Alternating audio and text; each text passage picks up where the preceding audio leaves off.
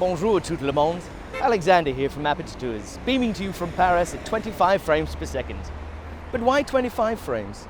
A video is made up of 25 individual still images, and when they're placed back to back, our mind creates the sensation of motion. What would happen if we only took one photograph every minute and then played it back at 25 frames per second?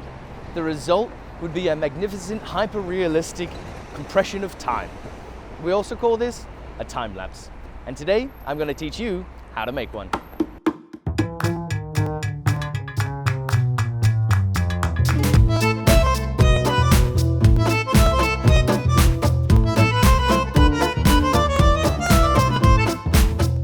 So here we are in the beautiful Louvre courtyard.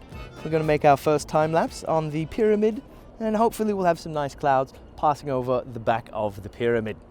When I'm framing up my shot, I need to remember that video is working in widescreen format, and that's, as the name suggests, a little bit wider than a 2:3 standard photograph. So if I change my camera here from the photo mode to the video mode, it increases these black bars which are at the top and the bottom of my image, so I'm going to know where the edge of my frame is. The next thing that we need to do is take a look at the frame rate. Whilst 25 frames per second is standard in Europe and the Commonwealth countries, you will notice here that 24 frames per second, this is standard in America, because they just have to be a little bit different. So it's only a minute difference, but if we're shooting for minutes and hours, it's going to make a difference to the overall length of the film.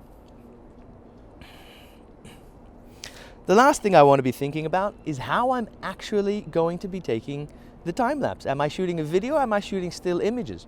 Luckily, with the Nikon, it has in the video menu an inbuilt time-lapse movie option. This is going to work through all of the heavy equations for me, put all of my photos back to back, and spit out an MOV movie file, which will be very easy for me.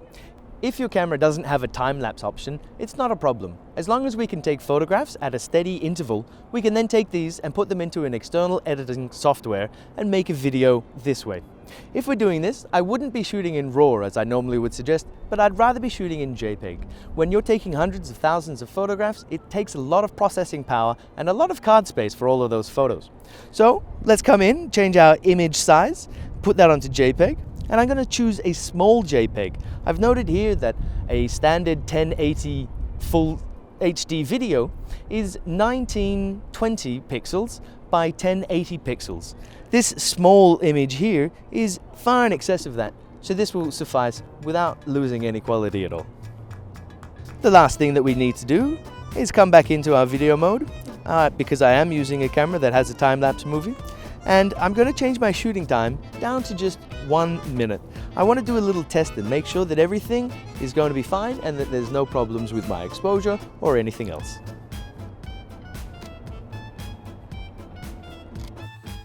And now that that's done, I'm going to have a quick little look at this. It looks pretty good, but I can tell here that I've left my focus on automatic.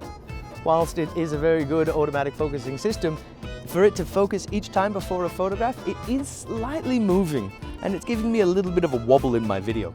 So to stop that, I'm going to come in, make a focus, and then I'm going to switch this across onto manual onto my lens, which will lock my focus. Now, I think we're ready to go. So, coming back in, changing my shooting time here and bringing that back up from 1 minute to 21 minutes. I'll explain about the duration a little bit later on in the video, and I'm going to hit start. Let's hope there's some beautiful clouds.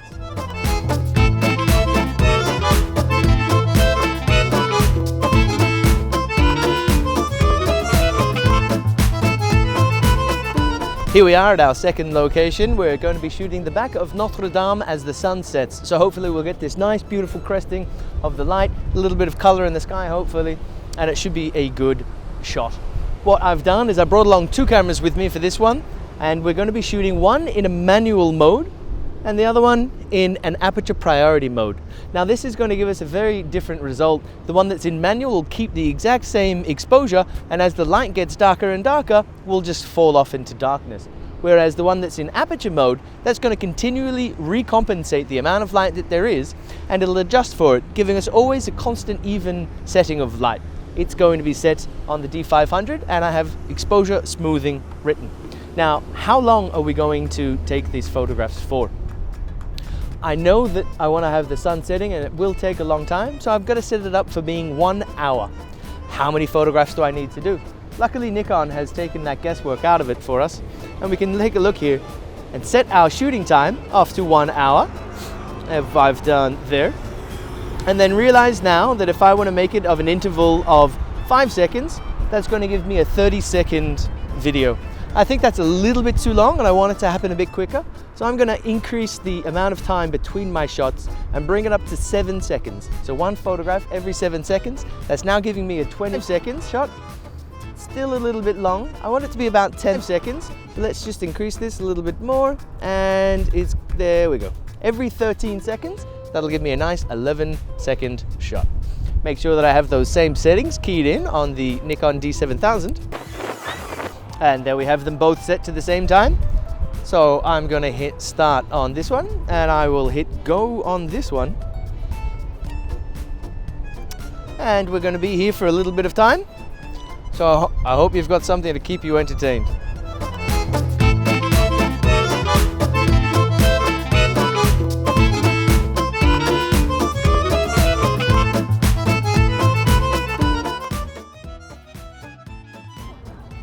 The Eiffel Tower, the most iconic structure in all of France and possibly Europe.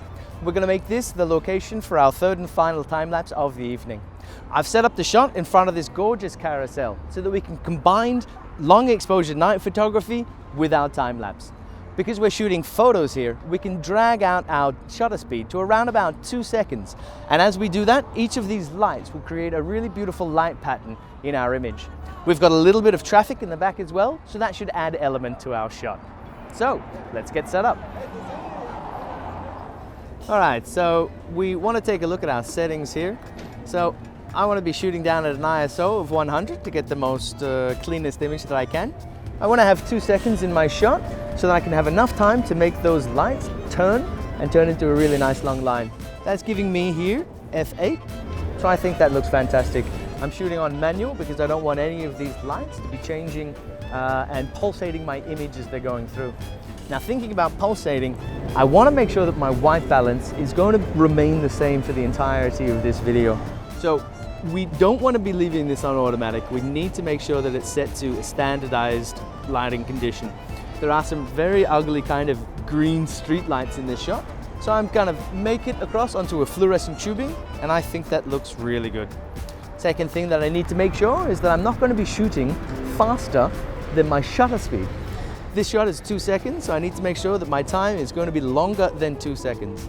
And I'm going to set this, I want a 10-second shot, 21 minutes, and that's giving me an interval of 5 seconds. So I think we should be fine there. So all I need to do now is make sure that I've turned off my focus and hit start. Let's see how this looks.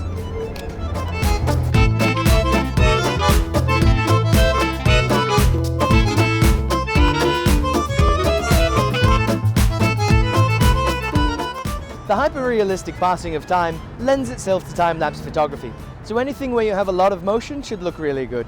Flowers blooming, the sun setting, a construction project, anything with motion and movement.